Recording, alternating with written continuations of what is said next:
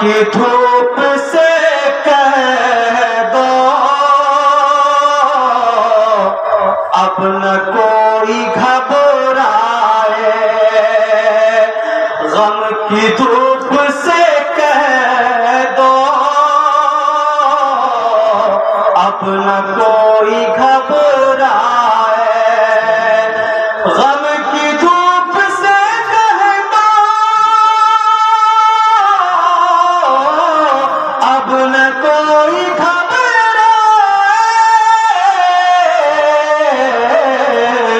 وہ دیکھ آپ نے پروگرام کے بیچ میں بڑا خوبصورت دೃಶ್ಯ، خوبصورت منظر آپ نے دیکھا۔ ہمارے قوم کے وہ بچے جن سے ان کے ماں باپ بڑی امیدیں لگائے ہوئے رہتے ہیں، انہیں نوازا گیا۔ مجھے ذاتی طور پر یہ منظر اچھا لگا، اور اس طرح کے پروگرام کا انعقاد ہوتے رہنا چاہیے جس میں ہمارے قوم کے بچوں کی حوصلہ افزائی ہو۔ بلکہ میں یہ کہنا چاہتا ہوں کہ اگر قوم کے بچوں کے ساتھ اس طرح کا پروگرام بچیوں کے مقابلے کے لیے بھی کیا جائے تو شاید ہمارے بیچ سے کئی مسکانیں نکل آئیں۔ بہرحال یہ ابھی ہمارے بیچ اس اسٹیج پر کئی قداور علماء کرام تشریف فرما ہیں۔ یہ وہ لوگ ہیں جو ہندوستان کے الگ الگ حصوں میں دعوت دین کا فریضہ انجام دے رہے ہیں۔ بڑی محنت اور مشقت کے بعد آپ کی دعوت پہ لبیک کہتے ہوئے آپ کے دیار میں ان کی حاضری ہوئی ہے۔ میں اس سے قبل کے آنے والے خطیب کو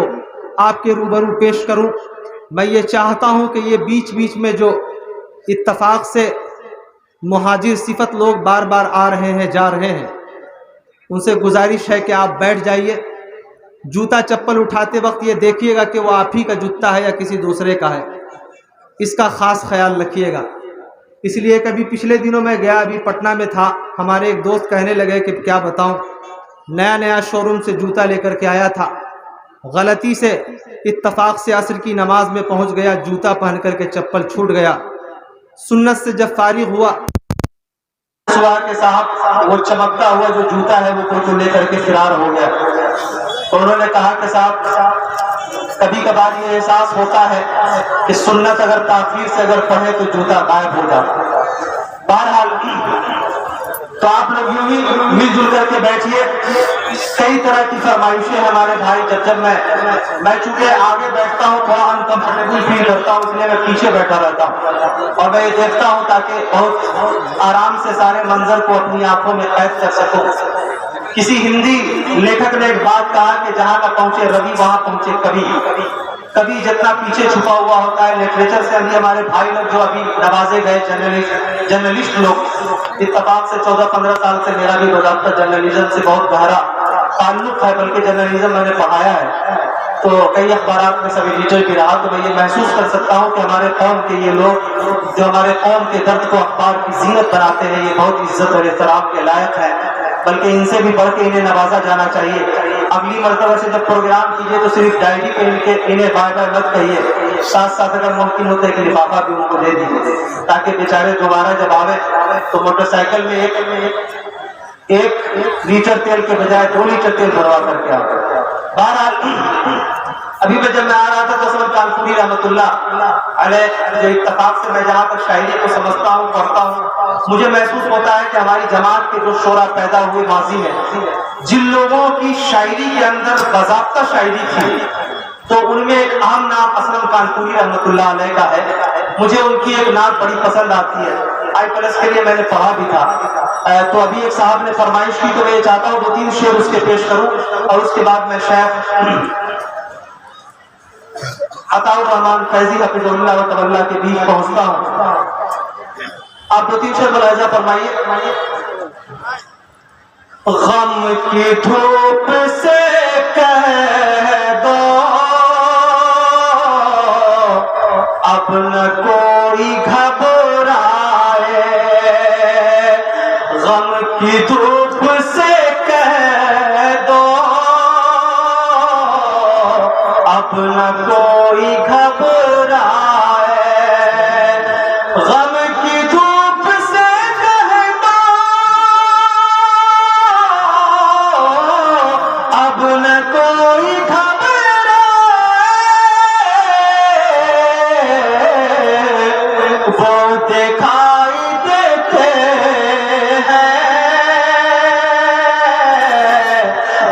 فجور کے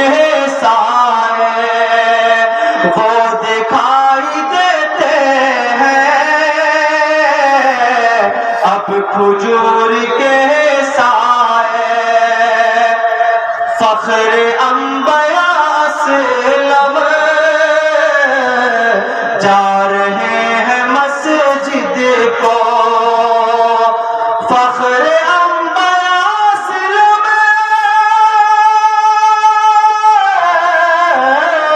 جا رہے ہیں مسجد کو،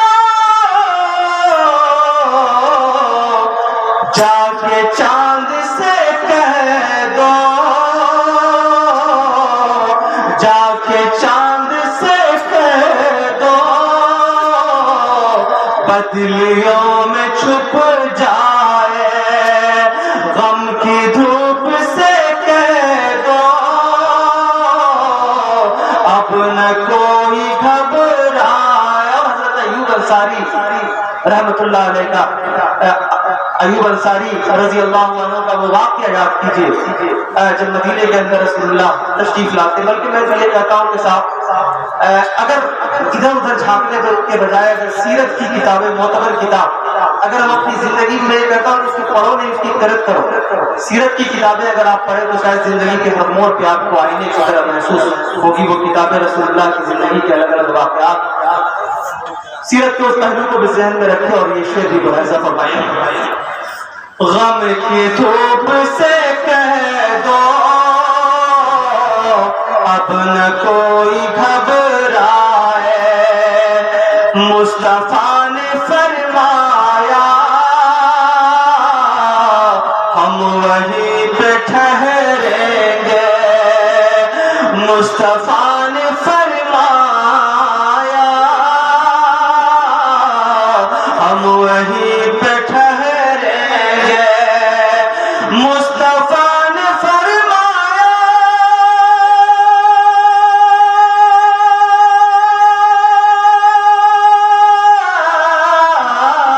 ہم وہیں پہ ٹھہریں گے،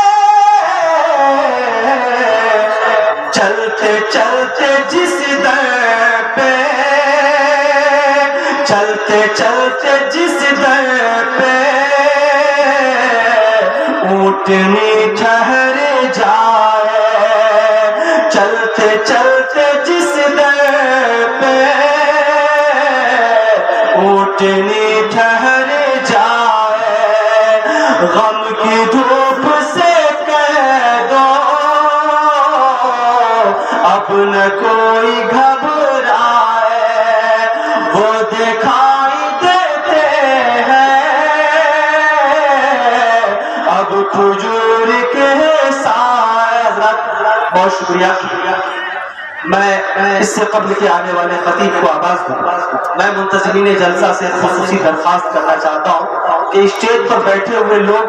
یہ وہ گاڑی ہے جو پانی کے ساتھ ساتھ بغیر چائے کے آگے نہیں چلتی، لہٰذا میں آپ سے بسط خلوص یہ استدعا کرتا ہوں کہ گاہے بگاہے اگر آپ ہمارے پیٹ کی شکایت اور پیٹ کے معدے کا جو پرابلم ہوتا ہے اگر آپ کے وہ زیر نظر ہے تو سادی چائے اگر کہیں میسر آ جائے تو میزبانی کے اعلیٰ ترین معیار کو ملحوظ خاطر رکھتے ہوئے اگر آپ مجھ تک پہنچا دیں تو بڑی نوازش ہوگی۔ لہٰذا میں اس کا خاص خیال رکھیے گا۔ دھیرے دھیرے چائے وائے پینے سے ہوتا ہے کہ آدمی ریچارج کرتا ہے، ورنہ جیسے ہی چائے کم کر دیجیے گا پتہ چلا جمیل اختر شفیق ادھروں بڑھایا ہوا، فاروق علمری حفظ اللہ ادھر ڈول رہے ہیں اور شیخ عمران صاحب ابھی سجدے میں، تو یہ کیفیت ہو جائے گی۔ تو رکوع اور سجود کے اس مرحلے سے اسٹیج پہ بچنا چاہتے ہیں تو کم سے کم یہ سلسلہ چلتا رہنا چاہیے۔ بہرحال یہ ازراہ تفنن کے لیے بیچ میں چند جملے میں نے کہے۔ اللہ تبارک و تعالیٰ آپ کے بیٹھنے کو قبول فرمائے۔ مجھے شیخ نے فرمایا تھا، رحمان فیضی صاحب نے، کہ